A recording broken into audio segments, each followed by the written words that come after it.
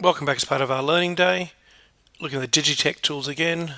This is part 6 and the final part of looking at OneDrive, and we're having a look at one of the cool tools about document version control. So this is also an online tool. While there is some access to it from the sync client, it's much better access through the browser.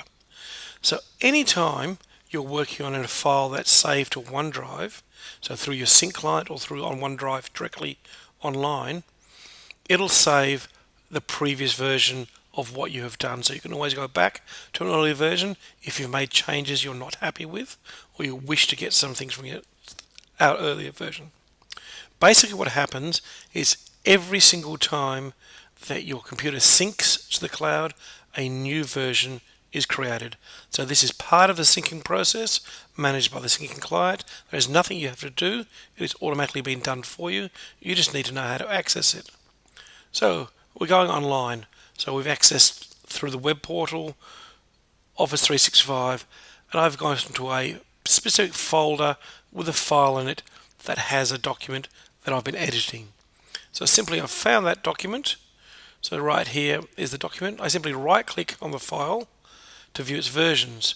When I right click on it, this window here pops up. It's hard to see, so I've circled it here. And on the second bottom icon, it says click to view the version history. Once I do that, it simply opens up on the side here where it says version history. So you can see here, I'll just highlight it a little bit bigger here, that there was 3 versions of this folder or this file where I have worked on it at different times, and it's got different versions. Simply by selecting one of them, it'll go back and show me what's current in that version in case I need to get or revert changes to those. It's a very handy thing, especially once you start sharing documents with people. You may need to look at what changes were made. So that's the end of today's session. There's 4 tasks that you need to be able to complete independently on your own. All these videos are available to watch, and there's guidelines. So it's number 1, you need to fix any sync errors. Go through the very basic things that we've looked at here. If you can't fix them, escalate it and get some tech support. Number 2, you must audit your files from your H drive. Firstly, make sure you're only bringing across files that you need, and secondly, making sure that those files you've decided you need are definitely in OneDrive and they do not have any errors. Number 3, you should access OneDrive online.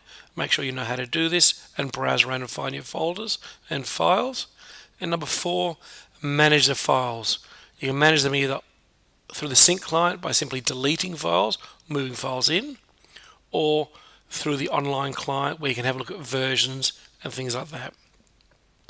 All these tasks today, including the recap, there are some exit ticket quizzes to ensure that we have understanding across the college, so we can have a look and see which things need to be recapped or which things people need to work on.